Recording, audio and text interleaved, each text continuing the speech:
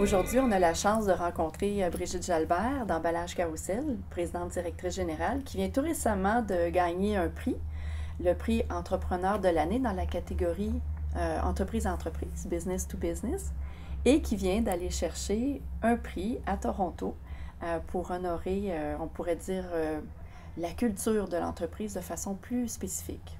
Et puis, moi, comme coach, j'ai eu l'honneur de travailler avec cette dirigeante depuis 2011. Je me demandais, Brigitte, tu arrives tout récemment de Toronto, où tu as eu l'occasion de recevoir un prix. Peux-tu nous parler un peu de cette aventure? Ah oui, en fait, c'est quelque chose à laquelle je m'attendais absolument pas dans ma carrière. J'ai reçu le prix Entrepreneur de l'année de la compagnie de Ernst Young. Ça fait 25 ans que ce programme-là existe. Ils font honneur, ils rendent hommage à des entrepreneurs québécois, pour commencer. Et ensuite, ça va au national, c'est au niveau canadien. Et puis, les gagnants de ce niveau-là vont au mondial en France au mois de juin. Je pense que c'est à Monaco ou à Monte-Carlo. Puis, c'est quelque chose dont j'avais jamais rêvé. En fait, je pensais pas un jour que quelqu'un ou une entreprise honorerait le talent que j'ai en tant que leader, parce que ça fait pas longtemps que je sais que je suis leader, une leader ou une entrepreneur. Je suis arrivée chez Carrousel en 1986. L'entreprise avait 15 ans. Puis quand je suis arrivée pour Carrousel, j'étais là en attendant de me trouver quelque chose d'autre dans mon domaine de l'époque qui était la photographie. J'avais vraiment un profil plus artistique. Mais je suis arrivée pour l'entreprise que mon père a fondée comme par hasard pour un travail d'été. Puis finalement, je ne suis jamais partie. Au départ, je ne voyais pas l'apport ce que je pouvais apporter à l'entreprise.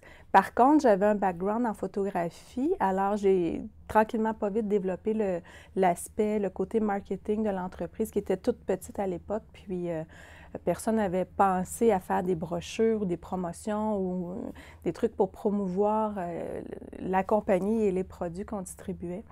Fait que c'est comme ça que j'ai tranquillement pas vite pris de l'intérêt pour l'entreprise. Puis de fil en aiguille, je me suis rendue à la présidence. Puis finalement, j'ai réalisé que j'étais une leader puis une entrepreneur, mais je ne le savais pas au départ. C'est intéressant parce que là, ça te fait sourire Oui. de constater que les autres personnes autour se rendent compte de ce talent-là. Quand tu te lèves le matin, qu'est-ce qui te motive? Qu'est-ce qui te met en route? En fait, c'est de voir que la compagnie se perpétue. La pérennité de l'entreprise, pour moi, c'est vraiment ça qui a été l'élément déclencheur qui a fait que je me suis rendu compte de mon immense désir à vouloir que la compagnie vive à travers les décennies, malgré que tout change. L'impermanence des choses m'a fait réaliser aussi que les gens arrivent, les gens partent, les compétences, on perd des compétences puis on en gagne d'autres, on perd du marché puis on en gagne d'autres, tout bouge. Et puis là, Carrousel va avoir bientôt 48 ans. Ça n'a rien à voir avec le Carrousel des années 80. Tout change. Justement, je suis curieuse de savoir quand tu as fait le passage, en fait, de la reprise, la relève de la compagnie. En fait, il y a un moment tournant qui fait qu'on se retrouve aujourd'hui, ici, et que toi, dans le rôle de présidente directrice générale de l'entreprise. Est-ce que tu peux parler de ce moment tournant-là pour toi? Oui, en fait, mon père, qui est le fondateur de l'entreprise, vieillissait, comme tout le monde. Puis moi aussi, j'ai pris de la confiance, tranquillement, pas vite, au fil des ans. Puis est venu un temps où on n'avait pas tout à fait la même vision, mon père et moi, du futur. Il y a des choses que je voulais améliorer ou changer. Puis lui, il me disait des fois, pourquoi changer ça? Ça a toujours bien été comme ça.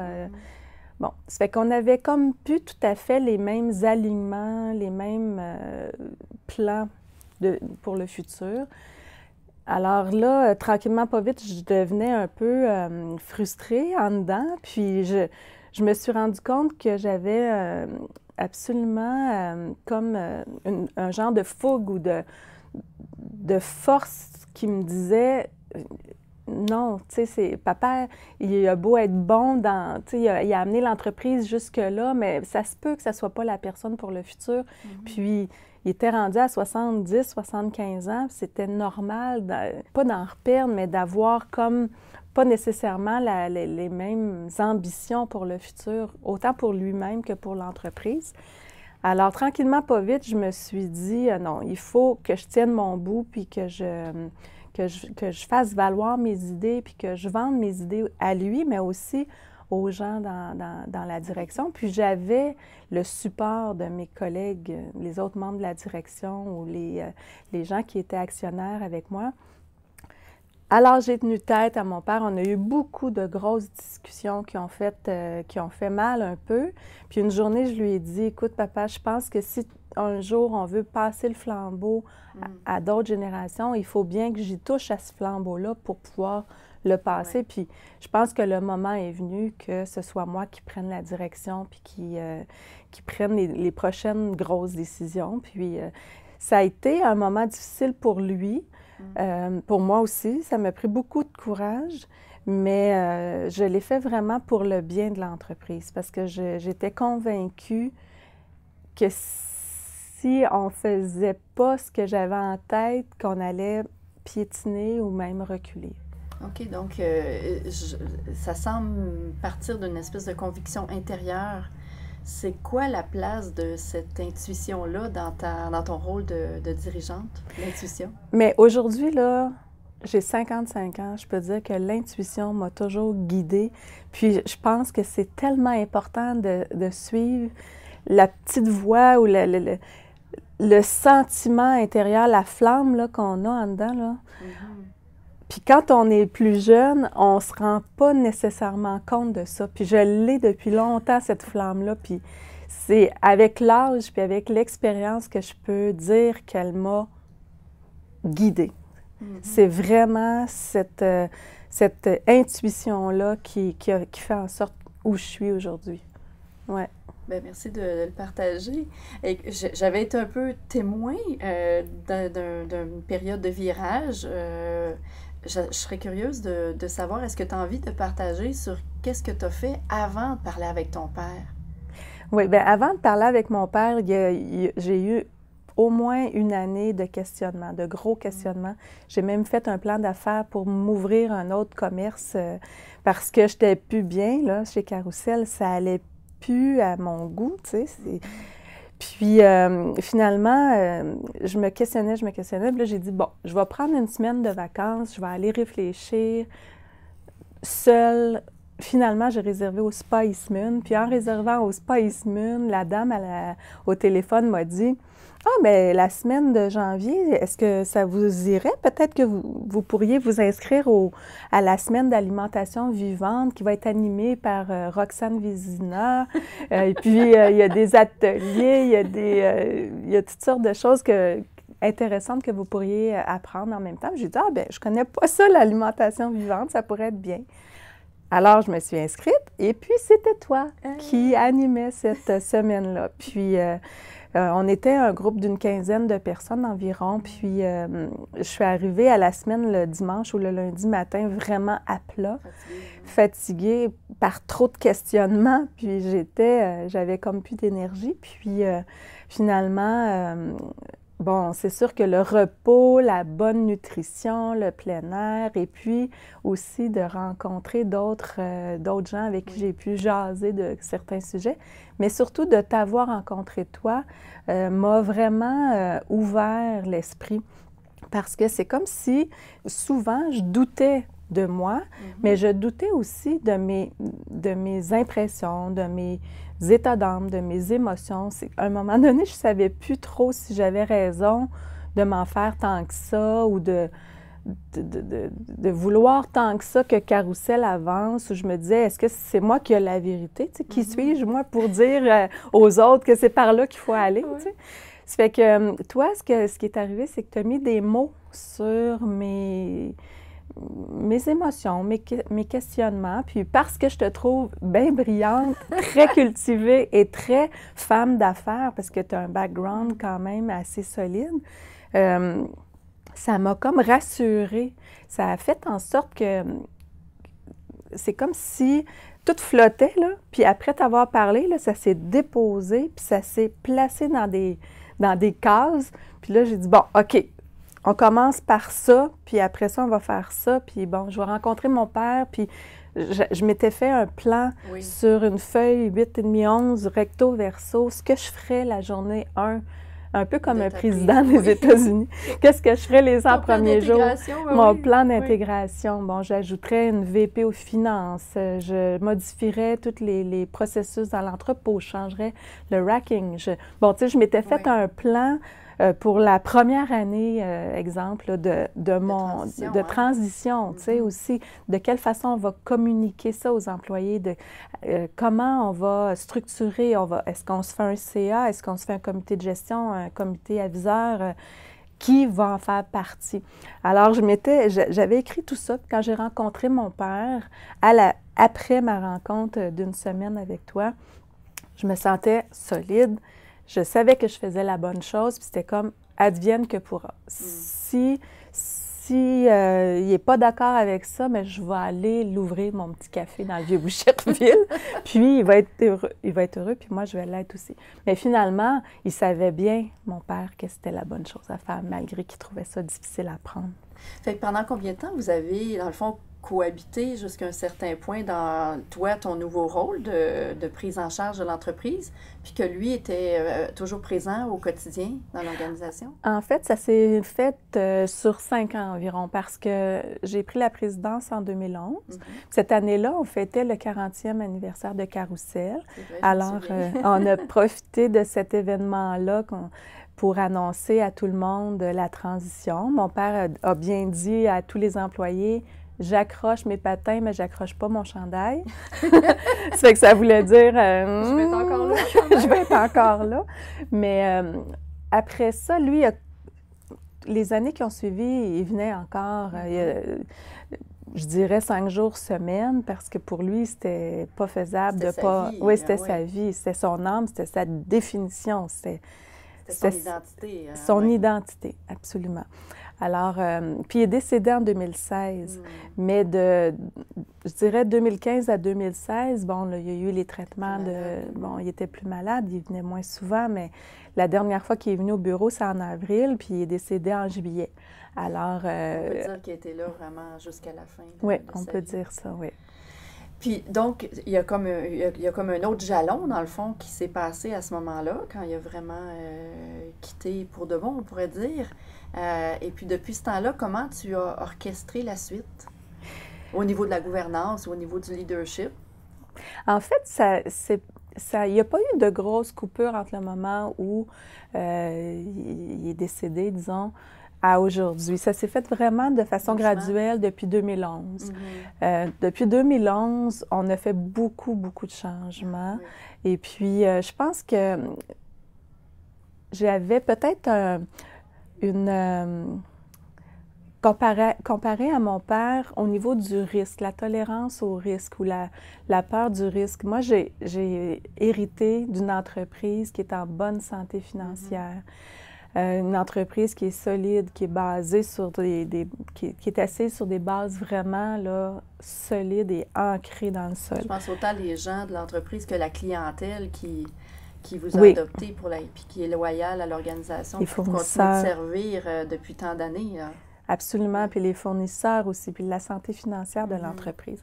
Alors, je pense que dû à ça, j'ai une tolérance au risque peut-être plus élevé que mon père avait, parce que lui, il est parti à zéro. Oui. Puis pendant 10 ans, c'était un start-up. Puis là, ça a été vraiment long avant que ce soit clair que ça allait durer. Alors, pour moi, c'est comme plus facile que pour lui, je dirais, malgré que le chiffre d'affaires est pas mal plus gros maintenant qu'il l'était au tout début. Mais vraiment, la tolérance au risque m'a fait prendre conscience que je pouvais amener l'entreprise plus loin. Alors, de ce fait, j'ai engagé des grosses pointures, si on peut dire. Je suis allée chercher des gens vraiment compétents dans le marché. Je pense à notre VP Vente. C'était délicat parce qu'on avait déjà 2 directeurs de vente qui étaient avec nous depuis 30 ans, 35 ans, qui étaient actionnaires de l'entreprise. Puis moi, bien, j'ai vu qu'on avait besoin de peut-être un niveau de plus au niveau de l'expérience ou des compétences. Alors, je suis allée chercher quelqu'un qui est dans le marché, quelqu'un chez un de nos fournisseurs, puis cette personne-là est arrivée au-dessus de nos 2 directeurs, comme VP Vente. Alors, comment ça s'est vécu, parce que c'est quand même un changement important, dans le fond, dans la structure ou bien, c'était un risque. Les pouvoirs, comment ils sont distribués dans l'entreprise, là. C'est ça. Donc, tu as pris ce risque-là. Absolument. Puis ça s'est bien passé parce que nos 2 directeurs de vente qui sont avec nous depuis 35 ans, on se connaît depuis toujours, puis ils me font confiance. Ils me faisaient plus confiance que moi, je me faisais moi-même confiance. Alors, quand j'ai pris cette décision-là, ils m'ont dit, si tu penses que c'est ça qu'il faut faire, vas-y, on est derrière toi. Puis ça s'est fait. Puis c'est des gens intelligents qui veulent le bien de l'entreprise. Alors, puis, tu sais, je dis toujours que chez Carrousel, on laisse notre ego dans notre auto le matin quand on arrive parce que il faut prendre les décisions qui sont bonnes pour l'entreprise. Il faut laisser notre personne de côté souvent. Quand tu regardes dans le futur, puis que tu disais tout à l'heure que c'était très important pour toi la pérennité, qu'il y avait l'impermanence, comment est-ce que tu t'assures que les éléments fondamentaux, puis en fait, quels sont-ils ces éléments fondamentaux-là, vont perdurer? C'est une très bonne question. En fait, on ne peut jamais être sûr, mais on peut faire notre gros possible pour que ce soit. Les gens que je choisis, même ceux que je ne choisis pas moi-même, je les rencontre souvent lors de l'intégration de la personne ou en entrevue, bien souvent. Et puis, c'est la première chose que je dis. C'est Carrousel, c'est pas une entreprise comme les autres. Inquiétez-vous pas, c'est pas une secte. Mais on a une culture vraiment forte chez Carrousel. On a un esprit d'équipe qui est hors du commun. La bienveillance, on la ressent dans le quotidien. Le respect de l'humain, le respect de l'engagement. Envers nos clients, mais aussi envers notre fournisseur puis nos partenaires d'affaires, c'est vraiment, ça passe avant les profits. Les profits, c'est beau, là, mais si on n'a pas ça, on ne fera pas de profit. Puis, je veux dire, c'est fondamental. C'est intraitable là-dessus, ça passe pas autrement. Puis les gens qui ont joint Carrousel, puis qui n'adhéraient pas à cette culture-là ou qui n'étaient pas confortables dans cette culture-là, ils ne sont plus avec nous. Parce que de part et d'autre, on ne trouvait pas notre compte, puis il y avait un inconfort, c'est ça. Alors, on le transmet. Les gens transmettent à leurs équipes, puis ça. Bien, écoute, c'est sûr que je ne cacherai pas le fait que pour moi, c'était très intéressant de faire cette entrevue-là pour pouvoir partager ça. Parce que moi, je travaille avec plusieurs entreprises et c'est vrai que c'est rare ce que j'observe ici. Donc, je me dis, c'est comme quelle belle formule, puis ça rejoint peut-être un intérêt pour moi d'humanité. Fait que je trouvais ça intéressant de le partager, puis de voir comment tu faisais comme leader pour que justement ça se continue. J'aimerais ça aussi que tu puisses partager aux gens qui vont nous écouter quel rôle a joué le coaching, une démarche de coaching pour toi, puis en même temps de partager comment tu l'as vécu, toi, cette démarche-là. En fait, ça m'a vraiment... ça a changé ma vie, je pourrais dire, mais c'était pas prémédité. Quand je suis allée à Eastman pour ma semaine de congé, là, je ne savais pas là, que je te rencontrerais, puis je n'avais pas pensé au préalable un jour avoir une coach. Je ne sais même pas si je savais que ça existait là, à ce moment-là. Tu sais, c'était pas prémédité. Mais vraiment, je pense que je l'ai expliqué tout à l'heure, ce qui a vraiment fait la différence, c'est que toi, moi, je t'expliquais mes états d'âme puis comment je voyais le futur, qu'est-ce que je voulais faire de Carrousel, où je voulais l'amener. Puis toi, tu mettais des mots sur ça. Puis moi, après ça, je rencontrais mon équipe, Puis je me sentais en confiance parce que je pouvais plus facilement l'expliquer. Parce que vraiment, je suis une fille de feeling. J'ai vraiment beaucoup d'intuition. Je ressens beaucoup les choses. J'ai un côté humain très développé, mais j'ai pas de grandes études en finance ni en business. Alors, je ne pouvais pas vraiment toujours expliquer ce que j'avais en tête. Et puis toi, tu es venu mettre ces mots-là. Pour moi, là, ça, c'est vraiment ce qui m'a donné confiance. Puis en plus de me donner des mots, tu me donnais des fois des méthodes ou des conseils encore un petit peu plus approfondis. Et puis ça, bien, pour moi, c'est comme d'aller 2 ans à l'université. Tu m'as aidé à plusieurs niveaux. Puis en plus, tu m'as valorisé.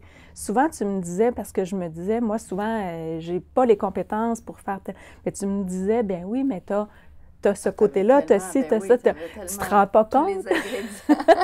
Mais ça, de se le faire dire, ça fait du bien parce que des fois, on ne le sait pas. Ah, bien, regarde, tu vois, regarde, tu peux prendre ça. Tu as reçu ça pour qui est comme en même temps une preuve tangible de l'extérieur que la reconnaissance de ces compétences-là, il n'y avait pas juste moi qui la voyais ou les gens qui étaient proches de toi dans ton équipe de direction, mais que le milieu, le marché s'en rend compte. Mais là, je commence à penser que je dois avoir certaines qualités parce que j'ai toujours eu tendance à dire « Ouais, mais ça, c'est pas moi, c'est les ventes. Ça, Non, mais ça, les achats, ils sont vraiment bons pour aller dealer les prix, les escomptes. » Puis là, bien, service à la... Tu sais, j'ai vraiment... Puis c'est pas de la fausse modestie, là, c'est vraiment vrai là, que je me dis... Mais c'est clairement de l'humilité, par exemple, si on peut le dire. Bien, c'est peut-être l'humilité, je l'avoue, mais je voyais pas le côté leader que j'avais intrinsèquement. C'est ton côté humain et puis rassembleuse, on pourrait dire. Absolument. Qui a été une force. Oui. Puis je pense que les gens sentent à quel point je tiens à l'entreprise. Ça, c'est probablement un peu ce que mon père avait. C'est notre identité. Carrousel est né à peu près en même temps que moi. Alors, ça fait partie de mon ADN, là. Carrousel, j'ai toujours entendu parler de l'entreprise. Si tu avais à t'adresser à d'autres personnes qui soit sont en position de relève d'une entreprise familiale ou des gens qui font de la gestion, puis qui ont à réfléchir à leur avenir, puis peut-être choisir un coach, qu'est-ce que tu leur donnerais comme suggestion, comme conseil, ou quels critères, ou comment procéder pour trouver les bonnes personnes pour nous accompagner dans des défis qu'on veut relever? En fait, le principal conseil que je donnerais, c'est vraiment qu'il y ait un fit avec la personne. Il faut regarder les compétences, mais pas juste ça. Il faut qu'il y ait une sorte de chimie entre les deux personnes, un peu comme un psychologue. Tu sais, c'est difficile de trouver la personne avec qui vraiment il y a une interaction. Tu sais, c'est beau d'entendre. C'est beau d'écouter, mais il faut savoir entendre. Puis, c'est pas tout le monde qui a cette qualité-là. Puis, il faut vraiment être bien puis sentir une connexion avec la personne. Parce qu'elle a beau avoir tous les diplômes du monde ou toutes les compétences du monde, mais s'il y a pas de canal Donc, c'est bien évidemment, il faut rencontrer le ou la coach avec qui on veut travailler puis voir si on se sent bien. Oui, on pourrait dire ça. Absolument. Donc, c'est vraiment ça le critère. Oui. Est-ce que toi, tu penses que tu te donnes le droit à l'erreur? Oui. Bien, je pense que oui. J'en fais jamais. Non, mais oui, je me donne droit à l'erreur, puis je donne droit à l'erreur aux gens qui m'entourent aussi. Puis je pense que quand on est autour d'une table, puis que les gens savent reconnaître leur erreur, qu'ils savent dire « Ah, tu as raison, peut-être que là-dessus, je me suis trompée », c'est tout en leur honneur, puis je m'inclus là-dedans, puis j'en ai fait des erreurs, puis je vais sûrement en refaire encore, mais c'est important de se donner droit à l'erreur. Tu peux-tu partager sur quelque chose que tu as appris suite à un feedback qui était imprévu, puis comment tu as réutilisé ça par la suite? Mais je pense que c'est une erreur soit de réagir trop rapidement ou pas assez rapidement. Des fois, j'ai été peut-être trop patiente dans certaines situations où j'aurais dû exprimer plus rapidement ce que je ressentais ou ce que je voyais ou ce qui ne faisait pas mon affaire. Parce que des fois, comme je disais tout à l'heure, c'est comme la confiance qu'on a en ses impressions. J'ai pas toujours eu confiance en mes impressions, alors je le disais pas, puis je me disais, bon, peut-être c'est moi qui n'est pas correct. Fait que je laissais aller les choses, puis bien, ça dégénère dans ce temps-là. Puis ça, c'est une erreur, mais de réagir trop vite, ça peut être une autre erreur parce que on se dit, des fois, on fait « ouh », puis là, on réagit, puis après coup, on se dit « mon Dieu, j'aurais dû penser avant de réagir comme ça ». Donc, c'est plus le tempo ou c'est la vitesse, dans le fond? C'est une question d'ajuster la bonne vitesse? C'est de réfléchir à comment on perçoit les choses, puis se poser la question, est-ce que comment ça m'atteint, puis pourquoi ça m'atteint, puis comment je peux arranger ça, puis de le régler. Mais prendre le temps de réfléchir, mais réfléchir pas trop longtemps. il y a donc réfléchir et agir. C'est comme une espèce de balance entre les deux. C'est ça. Dis-moi, si tu avais, les gens qui écoutent notre conversation, si tu avais à leur laisser comme un message par rapport à des choses que tu as apprises, puis tu te dis « Oh mon Dieu, si j'avais su ça avant, qu'est-ce que tu dirais? » En fait, là, si je peux parler à des leaders ou des futurs leaders, c'est de se faire confiance. De faire confiance en notre impression en dedans ici, là, la petite voix, mais aussi qu'un leader, c'est pas obligé de savoir tout faire. Un leader peut rien faire d'autre que d'être leader à la limite. Parce que moi, quand je suis arrivée chez Carrousel, je voyais les gens qui m'entouraient, puis mon père le premier, puis je me disais, papa, là, il est bon en finance, il est bon en comptabilité, c'est un bon vendeur, il est capable de conduire un camion à la limite. Mais moi, j'avais parlé à un banquier, là, j'angoissais, là, je me disais, qu'est-ce que je vais dire? Je connais pas ça, les taux d'intérêt, puis le langage d'un banquier ou d'un comptable. Fait que je me faisais je me mettais de la pression, puis je me complexais même avec ça parce que j'avais l'impression de ne pas être à la hauteur. Mais avec les années, j'ai appris des choses, mais deux, je me rends compte que la principale qualité qu'on doit avoir en tant que leader, c'est de savoir bien s'entourer. C'est de cibler le besoin, puis d'aller chercher les bonnes personnes. Alors ça, je l'ai réalisé au fil des ans, mais si j'avais su ça à 25 ans, quand je suis arrivée chez Carrousel, j'aurais peut-être moins stressée. Je me serais peut-être fait plus confiance. Mais à 25 ans, on ne sait pas qu'on va avoir ce qu'il faut à 50 ans pour diriger une entreprise de 150 millions.